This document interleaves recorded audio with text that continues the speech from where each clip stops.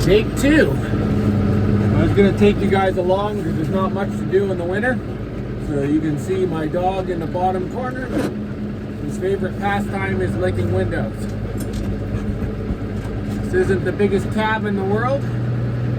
So what ends up happening is he's sitting behind me on the seat and you only get half your butt on here. But which isn't that big a deal because I'm not that big. So I figured I'd take you guys along. I have some hay stored on the bottom part of the hill. So we shall go grab that.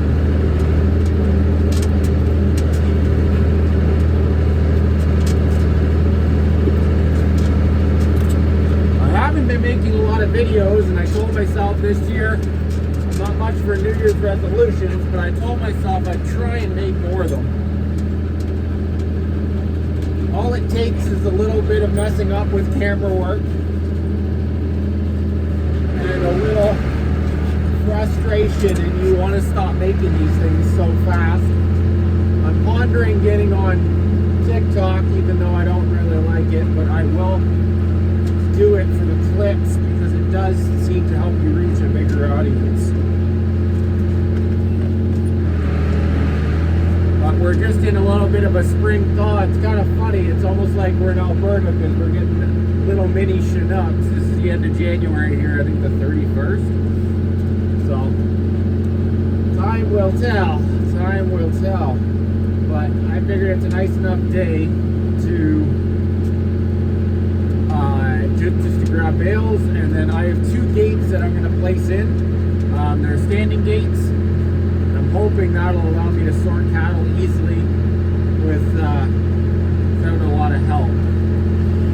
But not loving this vibration.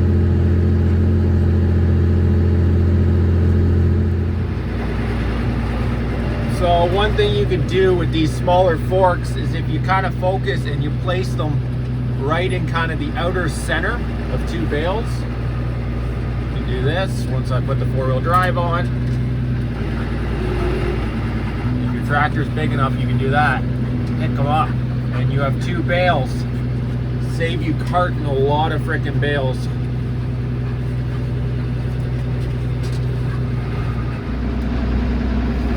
Not the best view in the world, but it's kind of the only one that'll go on this mount. But she works, she works. I gotta find every spot in the world to store bales here because there is not a flat spot on the farm other than that low spot. So I've stacked them this year. It used to be an old firewood lot, but it's the only flat square. I'm hoping this year I can build up more spots and areas where I can stack bales. So this way, when I do have a surplus, I'll actually be able to store it, ideally on surplus over what I have inside my barns. I gotta fix the tarp barn this year, and then with any luck, I should be able to store most of my better hay in there.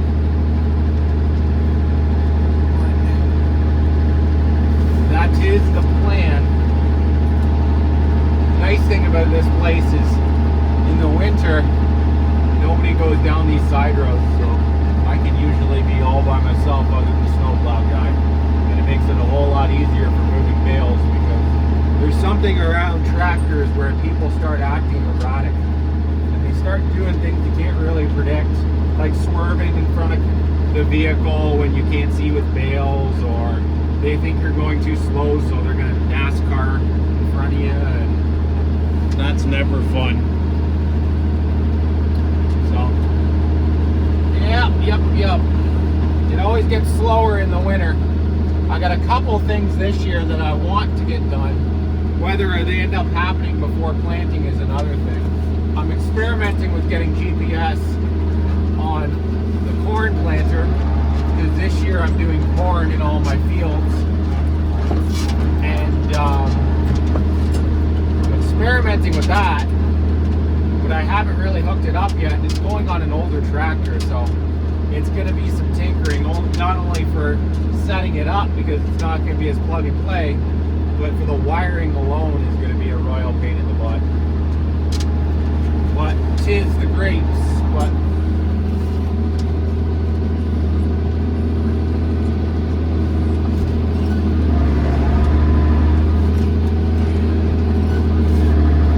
anybody watching that's from Alberta, it seems to be a lot more common out there with cattle.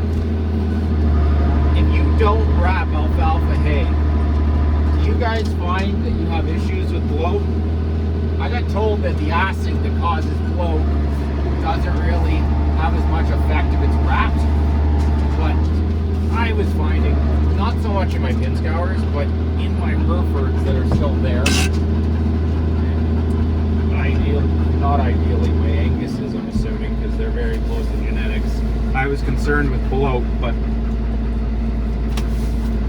if you guys found that you had any issues with bloat if you did a high alfalfa feed, and because most guys I've seen out there aren't wrapping it, if you store it outside, but let me know. Where's my knife, George? Where's my knife?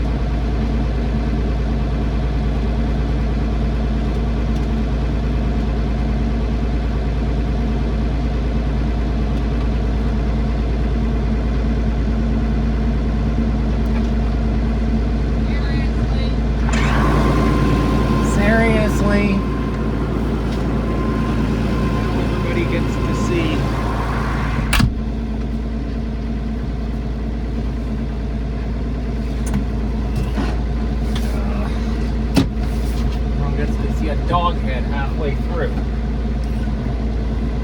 It doesn't normally lick this side of the window. You guys are mounted on my driver's door. So normally it's safe from the window licking.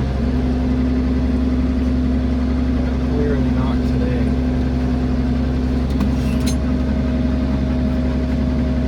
Let's see if that does it better. I only discovered this after 4 years of ownership. This thing actually does come with a creeper gear. Now Landini has put it on the shifter, is slow, but there's a bump and that's like middle speed. So there was days where I was cutting hay in slow form and I was going, well, why is it taking so long? And not realizing that frickin' thing is literally in creep gear.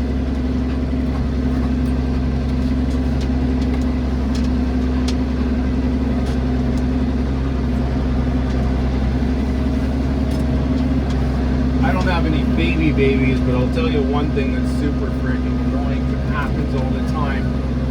These calves like being inside inside the feeders, and you have to check to make sure they're not fucking in there.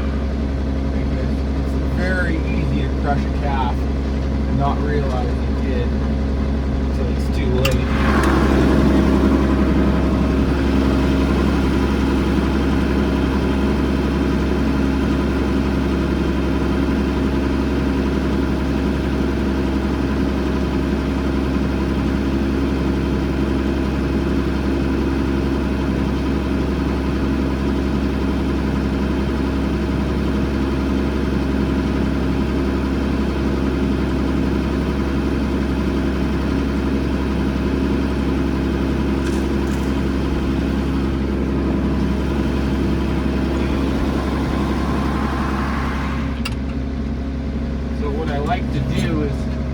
I did there is make sure that I can see them all the time, have an idea of where they are. Otherwise, it'll be a very bad day. As you can see, maybe you didn't see as quick, I have two little fall calves that got out of cycle. I'm a small enough herd, I don't care. But somehow two cows got out of cycle on me. There's a Hereford that's in there that's out of cycle, and then the one you saw calving through the glass. But in an ideal world, you'd have a group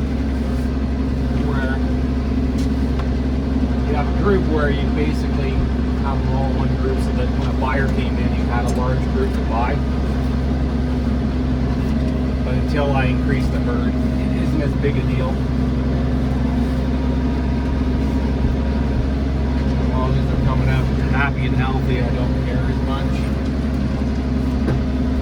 But I will tell you, it is a bit of a bugger in the later period because these cattle are a little too fertile for their own good. And they end up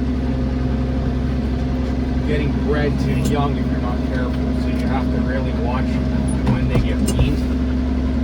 Sure they're weaned off properly, but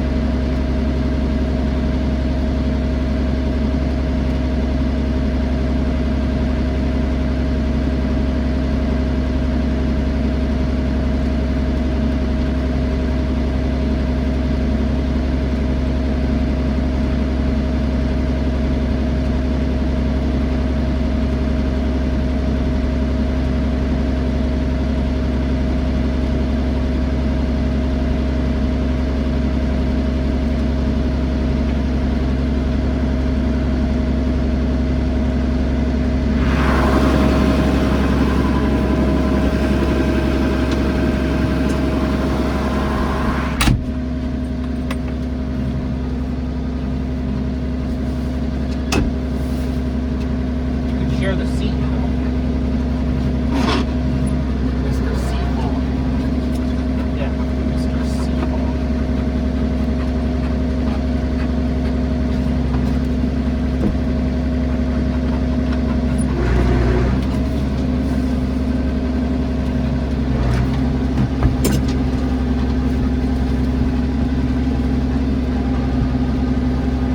I will tell you, you don't realize how much you use a horn until you feed cattle. Because it is not a fun time when they do this coming up. You can see around the bale here, we'll try and lift her. They'll stare at you like this and not move. Without the horn, they just stare at you. Especially the bulls. They just love going. Work around me. Work around me. I just kind of do that. Usually it annoys them enough and he leaves. A little bit of chicken on who's going to go deaf first. But if you don't, this one's a little saucy sometimes and doesn't like freaking move.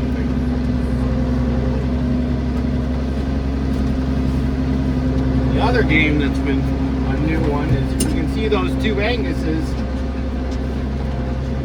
When I'm feeding by myself, they like to play a game of what's better on the other side of the fence. So when I put that feed bale in right there, they'll blitz the gate that's open and go run around out here. And then you get to play the rodeo game of how can I put my cattle in with one person. The gator makes a big difference. Or a mule, I keep going to gator, just like tissue or Kleenex. The mule makes a big difference because the size of it forces them to move, and then you end up being able to move them. The only thing is if you're moving a big group, they end up going, when you push with one side of the mule on one side of the group, they go out the other and kick out the side on you, and you end up where you don't end up putting them where you want to put them. So it makes a whole lot of difference if you have a second person with an ATV. Unfortunately or unfortunately, I've gotten to know the neighbors a little bit where if I get in a pinch where they're out, they'll help me with an ATV beside my gator, and it makes a huge difference because one guy can hold the back of them and then the second guy can push or cut them into place, and then you're not fighting so much. But thanks for coming along, guys. I just figured I'd take you on a little feed trip with me feeding cattle with the dog. Take care.